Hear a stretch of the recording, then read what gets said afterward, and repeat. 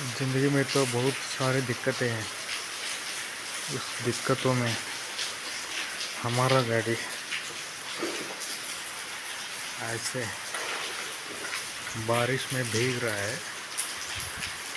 हम इसे बारिश को देखते देखते ऐसे ठहर रहे हैं, वो भी गाड़ी कवर